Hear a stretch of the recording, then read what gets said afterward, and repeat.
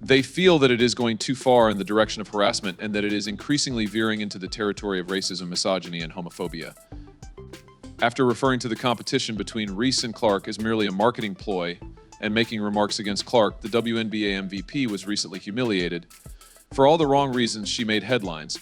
She concluded that equating the rivalry between Caitlin Clark and Angel Reese to the legendary one between Magic Johnson and Larry Bird was a brilliant idea. Indeed, nothing shouts relevant comparison like bringing in two luminaries and centering the discussion around race. She attacked the black versus white issue head-on, as though adding gasoline to a fire and then asking why it's burning hotter. And what do you know? Rather than confronting the real drama, she reiterated how profitable rivalries can be. Yes, it is correct. She's out here promoting the rivalry like it's just another product to get TV ratings, while everyone else is dealing with a tangle of racial frustration. I will say this about Cathy Engelbert: she has been working really hard to expand the company, and she has been doing a fantastic job at it. However, I believe that she also somewhat lost the players' sympathies because they are more than just products at the same time. They are human beings as well. I won't keep you waiting around to find out who made this insightful comments just yet. It's none other than WNBA Commissioner and our darling MVP, Cathy Engelbert. Instead of addressing the true problems at hand, she was able to convert a conversation about a fierce rivalry into a marketing ploy. What the heck was she thinking, really? She seems to be trapped in a period of sports history when race was the only factor that counted. Rivals make for excellent viewing, she said. They maintain the heat.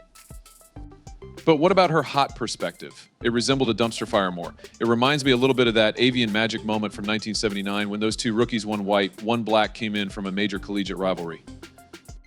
Thus, we are in that moment together with these two. But one thing I do know about sports is that rivalry is essential. People watch because of that. They like to watch important games involving opposing teams.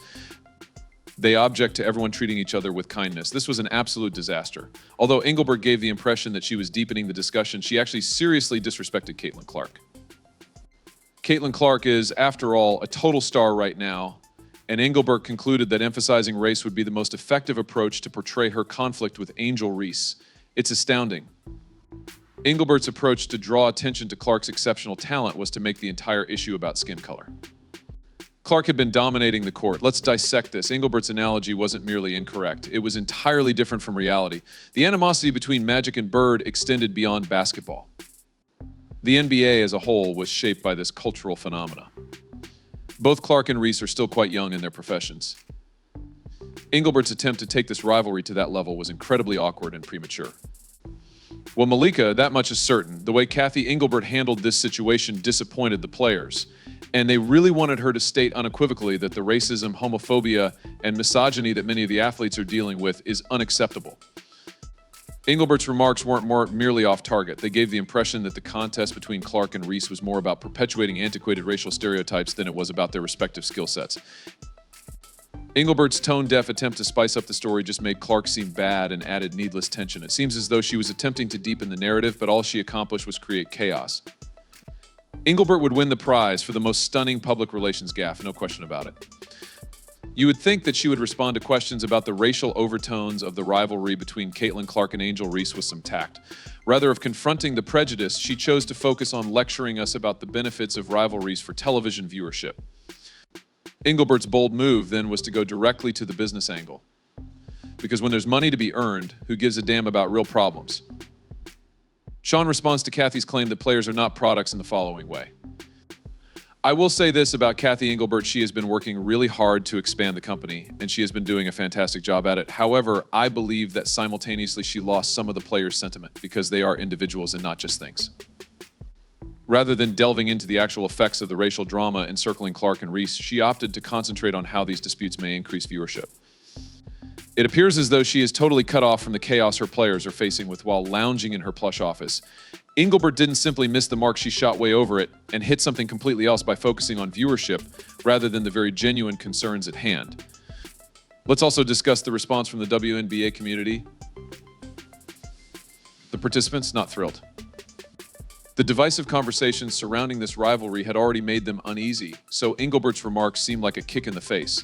She gave the impression that the economic advantages of rivalries outweighed the actual effects of racial conflicts, which was dismissive if not apathetic.